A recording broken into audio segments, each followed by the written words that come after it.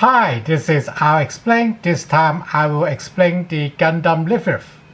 Gundam Lfrith, model number XGF-02, was the formal production model of Gundams for August Earth, the ideal form of Gundams, and the solution to the data storm. However, none of that was realized thanks to the Ventus incident. But before we get ahead of ourselves, let's talk a bit more about Gundams. Gundams are mobile suits using the gun format as its main interface, as we have talked about with Aerial. However, the invention of Gundams was not for war, but space exploration and development. Gun format, as we have discussed, was first being used for prosthetics, most notably for internal organs. However, that does not mean gun format is not used for limbs. Gun format prosthetic limbs are very promising as well, since with gun format, using permit links to control them directly with the recipient's nerve system makes this prosthetic limb very intuitive to operate and work seamlessly as if they are the recipient's own. And as we have discussed, the reason why prosthetics are preferred is because cosmic rays and other outer space hazards would threaten donate organs or other biological replacement or the same. So as Ventus expanded the usage of gun format, they aimed for prevention and possible ultimate solution for humans to explore space. Gundams. The concept is simple. Having a mobile suit to protect human beings from cosmic rays and other outer space hazards is better than a regular spacesuit. In addition, a mobile suit possesses the strength and endurance of a machine, with gun format, dexterity and fine motor skill of a person. Many tools and equipment used for space exploration and development can be upscaled from personal use ones instead of needing to be specially designed. And for people who did suffer many outer space related sickness, they can live inside the cockpit and continue their work, either for personal accomplishment or financial reasons. After all, most money is made in space in Astella. While we talk about money, mobile suit development is not cheap. So in order to finance their research, Ventus was acquired by August Earth, an Earthian mobile suit developer who is desperate at breaking the station's land share on the mobile suit market, and backed by the Earth government who seek to match Station in mobile suit arms race. Lfrith was one of many prototypes of Gundams being developed and tested, and chosen as the production model. However, instead of waiting for Lfrith to complete its development cycle, August Earth decided to produce and sell a version of Lfrith based on the prototype known as the Lfrith pre-production model. However, as the Lfrith pre-production model was being manufactured and tested across August Earth, it is apparent that data storm, the phenomenon that caused paralysis and even death of Gundam pilots, is a common problem. It is speculated that data storm, or why data storm caused paralysis and death, is due to the large amount of permit floating into the pilot's body. Is due to the large amount of permit flowing into the pilot's body over time or at higher score. After all, humans' nerve system is not developed to handle a body 10 times of its size with avionics and weapon systems. The Lfrith design tries to compensate for this with a permit filter, limiting the amount of permit flowing back to the pilot. But this is clearly not enough.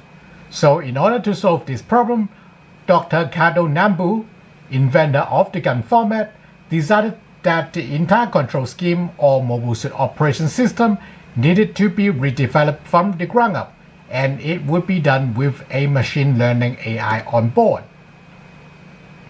Before we talk about what that transpired, unless you already watched my video on Gundam Aerial, let's take a closer look at Gundam Lfrith in detail and see why it was considered witchery by some. Actually, before we do that, you will notice I put Lfrith in its bits on form, where all the gun bits that are called bit staves in their individual form are mounted on their docking points. This is to demonstrate that Lfrith's weapon system are mostly concentrated on its backpack. The only weapons other than those carried by hands are the one bit stave docking at the back of the skirt and beam falcons on the head.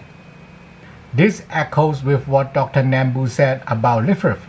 It is no mundane weapon like the pre-production model, but the future of humanity in space. But sadly, we don't have many stellar industrial mobile suits to compare Lfrith with, but we will try to see designs that are done for non-military applications. Starting from the head, Lfrith has a pair of beam falcons as defensive weapons, a shell unit on the forehead, a common practice for gun arms, and an optic sensor on top of the head, a relative common feature amongst mobile suits in Stellar. The twin eye main optics, however, is rather rare, often used to identify gun arms from regular mobile suits. This is clearly done because humans have two eyes and is more intuitive for the pilot to control them. The mouth is a flat mask, since a mobile suit does not eat or breathe, but underneath are multi-spectrum sensors, so the pilot can control them like their own nose and mouth as if they are tasting something. The two bunny ears are antennas for communication with the gun bits, because unlike the loitering munition used by the pre-production model, the bit staves are much more capable and expect to return to Lfrith. Going down to the torso, we can see a large shell unit on Lfrith's chest. The shell units are known to grow in patterns, depending on their specific type of gun format. While all pre-production model grows in the same pattern, the Lfrith grows differently. While the shell unit is clear for permit transceiving, it is a very hard material, so no additional armor is used to protect it, despite the chest shell unit being the core hardware of gun arms. Below the shell unit is a radiator fan and a pair of counter thrusters that are sometimes mistaken as eyes. While we don't see Lfrith use the radiator fans as counter thrusters, but the pre-production model and future gun arms does, so Lfrith would probably be capable too. The cockpit is right in the middle between all of these, right under the shell unit. Lfrith's waist design is quite interesting. While the skirt armor pieces are barely wide enough to protect the hip joints, the sides of the hip are protected by fixed bucklers with built-in RPG motors. This was done to capitalize on gun arms' better reflex, giving the pilots just as much room for the legs to move as they would themselves. The docking point on the back skirt is for the gun bit that serve as base piece of Lfrith's shield, and would be useful as protection for space exploration or industrial work. Continuing with Lfrith's thighs, they have large thruster on the back of them and a movable one on the knee.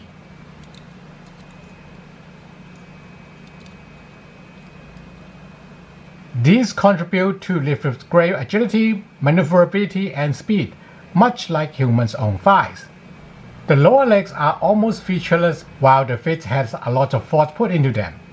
They have an ankle armor spaced out, giving more generous room for the ankle to bend and some space armor effects. The toes are pretty plain, but the heels have groove-type thruster buried in, useful for landing and also easy to clean potential ingress. Back up to Lfrith's arms, the shoulder pads also have these fixed bucklers with RPG motors on the side. This design makes the shoulder pad relatively simple, so there are more rooms for the arms to move while giving Lfrith extra flight control and protection on the sides. The arms are almost symmetrical, with the exception of the way upper arm and forearms are joined at the elbow, and the hands. A very good design for industrial use and would be welcomed by any armor if Lfrith was ever filled. On the side of the forearm is a hardpoint, mainly used for the base shield bit stave, but can be used to attach other hardware as well. Moving on to the backpack, it is essentially just Lfrith's weapon rack. However, the bit stave docking ports also double as thrusters, and they have wide range of movement, meaning that Lfrith got as much thrusters as you can strap on a mobile suit. Even with the bit staves docked like the bit-on form, since the bit safe have factor thrusters, Lfrith would not be slowed down too much. Pair of beam sabers are mounted on the side of the top bit stave docking ports for easy access.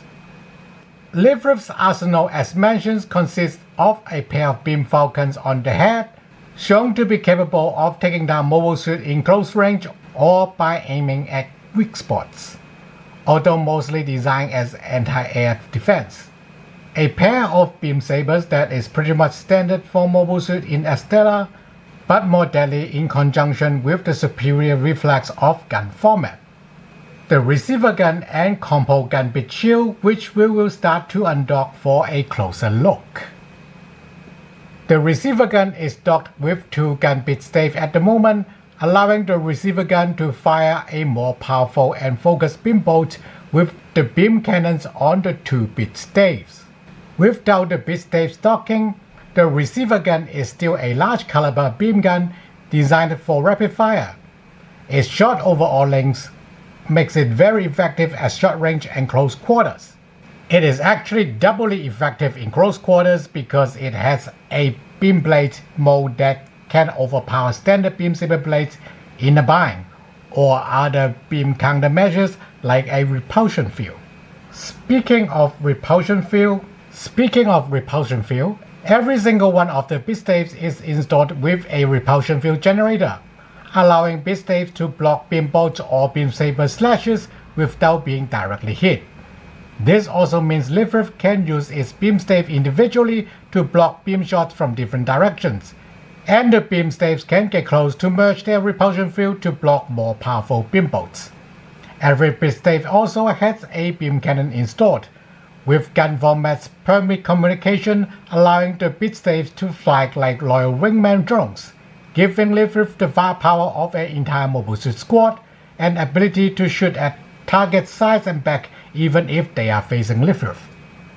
The combo bit shield is named because all 7 bit staves can combine into one big physical shield.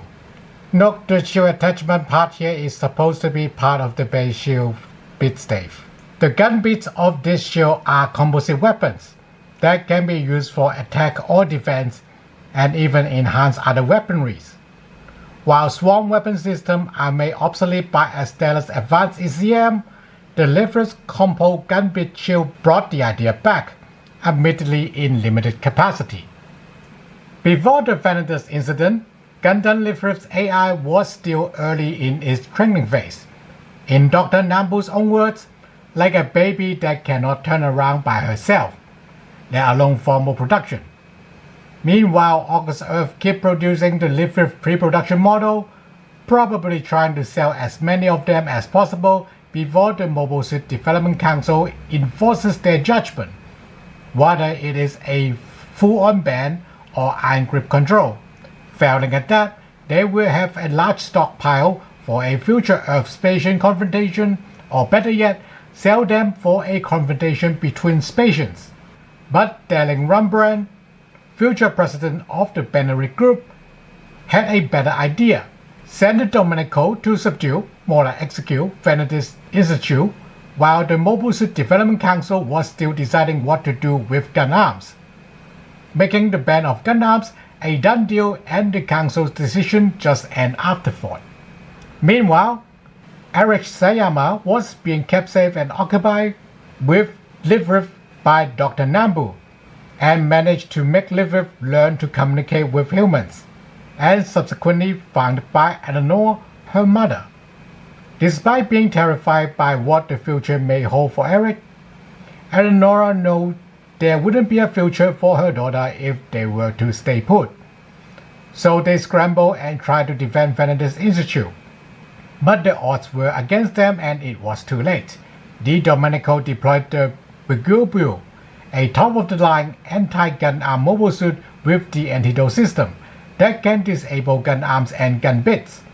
Eleonora and Eric managed to flee while their husband and father Nadim sacrificed himself to cover their escape.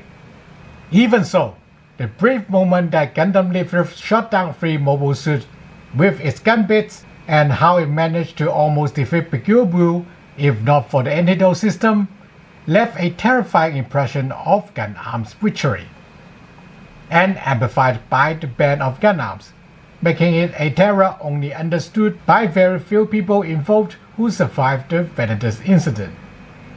This is not helped by the fact that Nadim was singing Happy Birthday with Eric before he was taken away by the data storm, and the song was heard by everyone around Venatus despite having all communication channels shut down. Unbeknown to them, that is just one of many Gundam's potential. Thanks for watching.